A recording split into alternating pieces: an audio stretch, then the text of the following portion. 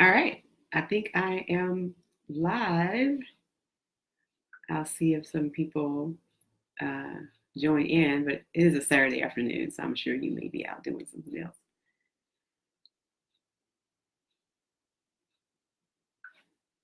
Okay.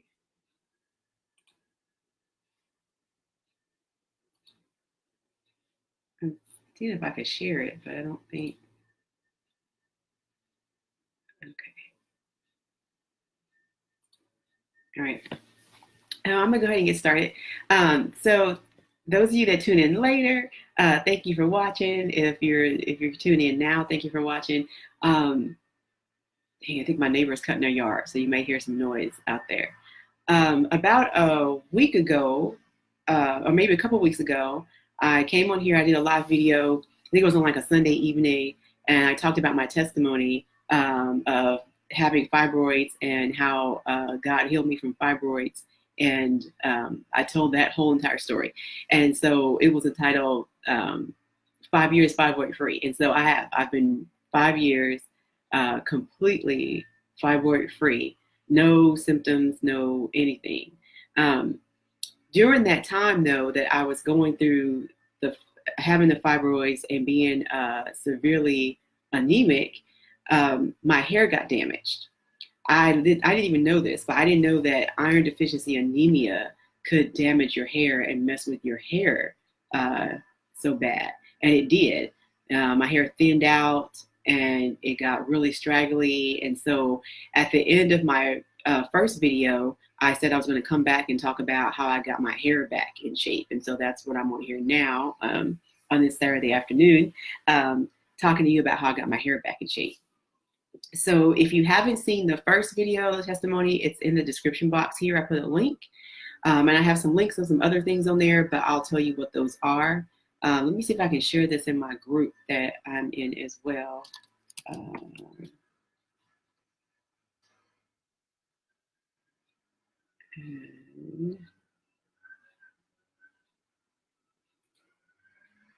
I'm done.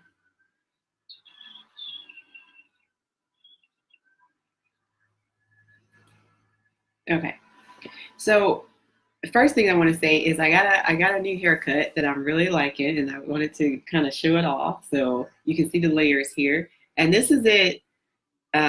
It was a wash and go that I twisted and kind of stretched it out. But even if with it being frizzy and not with my favorite products, I'm really liking how this looks. So that's why I wanted to. I'm gonna come on and do my video today with my new haircut.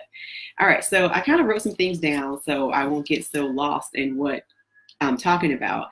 I wrote some things down about what I did to restore my hair and regrow my hair from the anemia damage that happened. So the first thing that I would say I had to do is I had to renew my mind and I had to renew my focus. Oh, hey, Mom. I see you on there. I had to renew my mind. I had to renew my focus. So when I first went natural, I went natural in 2013. That was the first time that I transitioned and I cut off the relaxed ends and I went natural. And during those years between 2003 and 2013, so I was 10 years natural, my main focus was on products that would give me curl definition, products that, of course, would moisturize. I was looking for products that would, lay my edges down. I would watch a lot of YouTube videos, different women, and then whatever they say use, I would use. Oh, thank you, Mommy. Whatever products I would see in a YouTube video, I'd run out and buy it, and I'd try that product, and if it didn't work, then I'd try another product. So I ended up what you call a product junkie. I had all kind of stuff in my bathroom and underneath my sink. It was crazy. And that was my focus. It was just getting curl definition and trying to get my edges to lay down and then to get my hair to look like somebody else's hair. And that was my focus in those 10 years. And so because my focus was kind of off, it really wasn't focusing on my hair and it was just focusing on how to get it to look a certain way. I didn't really pay attention enough to notice that it was being damaged. slowly, like it was slowly shedding. I noticed it was starting to shed a lot more and more, but I attributed that to I was using the wrong products. I was doing this or doing that. So it wasn't until when I really noticed something was wrong was when I would wash my hair and I could see my scalp easily. Like my hair is thick, like you really cannot see. You have to really like part it open to really see a part. I mean, the parts close back up easily in my hair. And what was happening is it was starting to where it wasn't doing that. It would just fall open and I could see these parts. And I knew, okay, why is my hair this thin? And then I was thinking because it was growing. So I had a lot of wrong thinking in those first 10 years of being natural. I was thinking, well, it's getting longer, so it must still be healthy, right? And that's kind of true. I mean, healthy hair will grow, but then some people just have a gene where their hair will just grow. And my aunts and all of that have all had long hair, so I think I kind of just have that where my hair will grow. So it was getting longer, but it was getting thinner. So the curls were like real straggly and really loose, and you can see how tight my curls are. I mean, they're pretty tight, and this is even after me stretching it out with some big twists last night, and I still got some tight curls. So I started noticing some things, but I didn't connect it to the fibroids and the anemia until I started going to the doctor, and my doctor put me on iron, and he put me on this medicine that stopped my periods. And so I tell all that in my first video. So the link is in the description if you want to stop this one and go watch the first story. I tell all about the health part. So when I got on this medicine to stop my cycles and I started taking iron, then my hair started growing. As you know, it only grows a half an inch a month. The root was starting to feel really, really thick. And that's when I knew, okay, something was wrong here. Like, why are my roots feeling thick? And then I've got this straggly end. It was feeling like my hair felt when I first went natural in 2003. So that's when I realized, okay, I think the anemia damaged my hair. So I did some research. I got back on, I did go on WebMD, and I was reading about iron deficient anemia, and it can thin your hair out. It can damage your hair. You'll have brittle nails.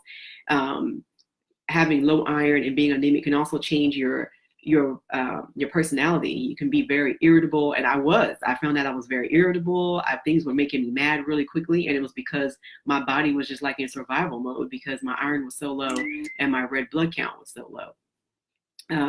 So that was the first thing. So once I realized that, and I was under doctor's care and I was getting my health back, I started to change my mind about my hair. I was like, okay, I gotta just start looking at what type of hair do I have. Not just trying to get the best curls, not trying to just follow what this lady said on the YouTube video and those products worked. Like, I need to figure out what worked for my hair. So that was my first step, is just renewing my mind about my hair. And so then I wanted to learn, my exact curl type and the texture of my hair and all this stuff. I had some ideas about it, but I wasn't really using that. So as my hair started growing back in, I started looking up information on, types of curls and thick hair, and how do you determine the density of your hair, and how do you determine your texture and all that. So after the first thing, after renewing my mind about my hair and realizing that I wanted my hair to be healthy, and that was the first thing, I had to change my mind and say, I want healthy hair over long hair, over perfect curls, over laid edges, over the perfect twist out. I want my hair to be healthy. And that was the first thing I had to do. And then once I changed my mind and I started focusing on how do I get my hair back healthy, then my next step was I wanted to learn everything about my hair. I have some notes here. That's why I'm looking down, because sometimes I'll talk and then just kind of go off on a tangent. But the second thing was I wanted to learn my whole hair profile. And I learned that your curl type is just one characteristic of your hair. There's 4 main characteristics, and curl type is just one of them. And if all you're doing is looking at curl type, you're going to go through a lot of trial and error, which is what I did when you're picking products and stuff. So when I started really learning about my hair, I knew what my curl type was, which I have 2 different types of curls. I have 3C, 4A.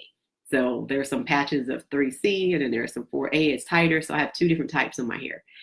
Then I learned what my texture was. So my hair texture is fine. And then I learned my density, and my density is my hair is thick. And a lot of times people get density and texture mixed up. They'll say, well, my hair is thin and fine. It can be thin and fine, but you can also have fine texture but have a lot of hair, and that's me. I have a fine texture, but it's a lot of it up here. So I have high density, thick hair with a fine texture. Then my curls are 3C, 4A. And then I had to figure out what my porosity was. And my porosity was low porosity. You can have low porosity hair, you can have high porosity hair. And the porosity tells you how your hair takes on moisture and how it holds moisture, or if it doesn't hold moisture very well. And so that's very, very important to know. That's actually more important than your curl type, because you can have the same curl type as somebody, but a different porosity, and stuff is going to work totally different on your hair if you've got different porosities going on. So I had to learn all of that. So I was Googling stuff and going to Wikipedia and YouTube videos and doing these little tests on my hair just to figure out what was my hair like. And once I figured out those 4 things, then I started paying attention to what are the best ingredients. So that leads me to point 3. So after renewing my mind and focusing on getting my hair healthy, that was number 1. I learned my complete hair profile, which was number 2. So I learned the porosity, the texture of my hair, the density of my hair, and the curl type of my hair. I learned all of that. And then from that, I took those 4 things that I learned and I started using that to help me buy products. And so from there, I started choosing my products. So that was step 3. Like, I was really strategic about choosing my products. So like low porosity hair, I realized doesn't really do really well with coconut oil. And I had noticed coconut oil had kind of stopped working on my hair. Like, the healthier it got, the less it worked. It worked when my hair was damaged, but then when it started getting healthy, it stopped. So I had to change some oils. Having hair that's low porosity works better when you use heat, when you deep condition and things. So heat is not always a bad thing. If you've got low porosity hair, you can use heat on your hair. So I was using what I learned about my hair to help me buy products and then use the products correctly on my hair. That was the 3rd step. So I figured out what things my hair like. And so now I know when I go shopping, I still try new products because I still love looking at hair stuff, but I always look at the ingredient list and I always see what are the top 5 and does it have some of the things that my hair likes in it. And I figured out what my hair likes. My hair likes shea butter, it likes honey, it likes almond oil. It likes a certain type of alcohol because there are good alcohols, and I know which one to look at. And all of that came from me getting my hair profile. So then I kind of did a lot of purging. I threw away a lot of products. I gave away products. I was in a curly hair community online, and I swapped products with people. I'd send someone a product, and then they would send me products. And so I kind of did that so I didn't feel like I was wasting a lot of things. But that's what I did to get the right products. Then my 4th step is, once I got the right products and I knew the right ingredients to use for my hair, is I came up with a regimen that worked for my hair. And I tried to stick to that regimen every week, or at least every other week, when I did wash my hair. And so you want to be consistent. I became really consistent on what I used on my hair and what I did on my hair every week.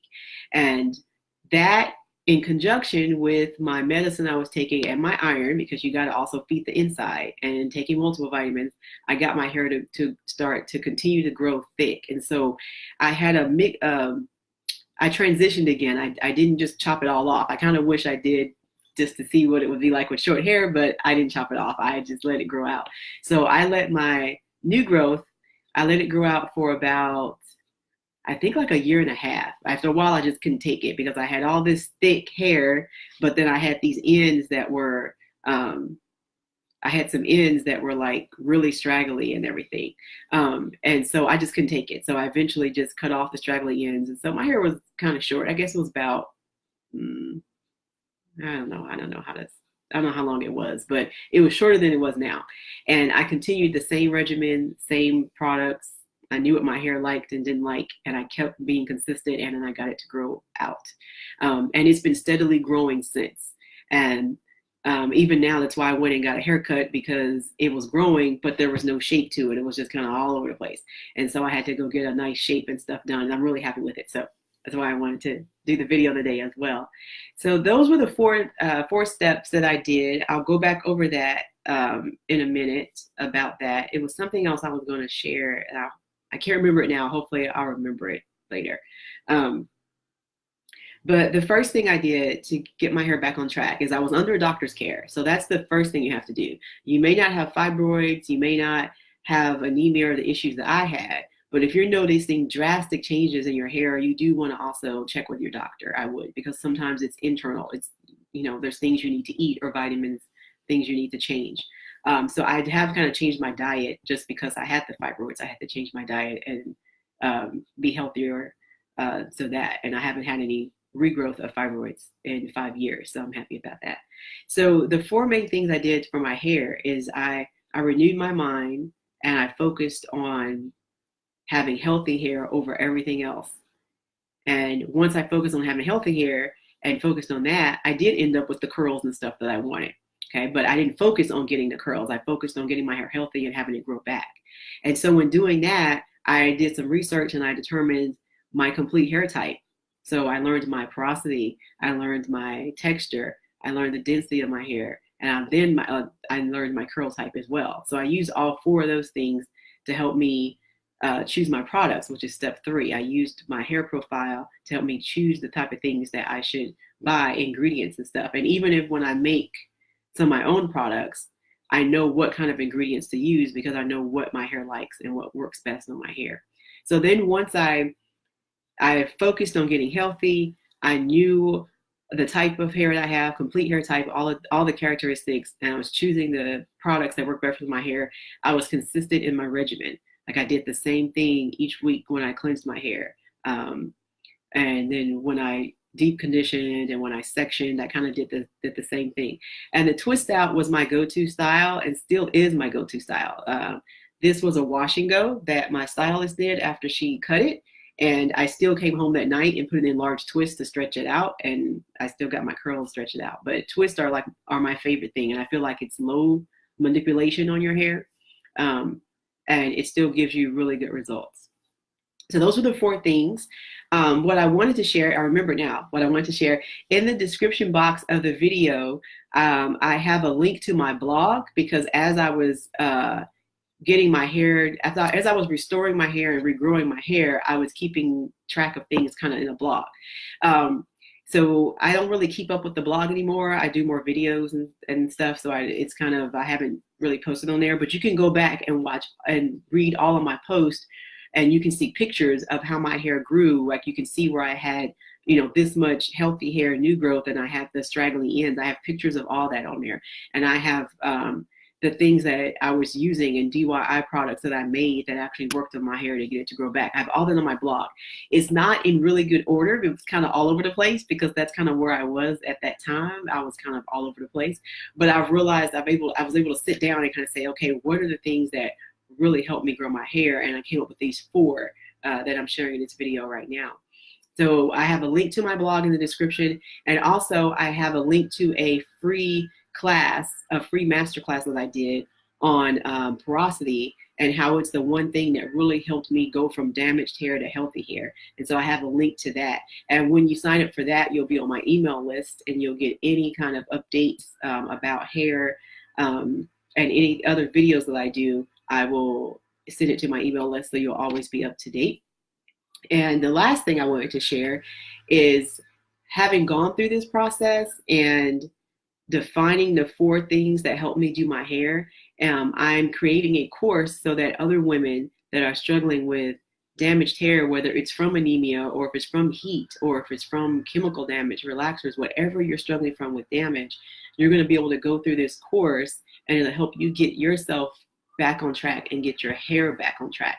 And so it's not for any particular hair type. You're actually going to learn your hair type in this course and learn the best things to do for your hair. And I will help you create a regimen and get your hair back on track. So if you are interested in that, when you click the free masterclass, you'll get information on how to sign up and be on the wait list for that course because I'm still working on all those lessons in there.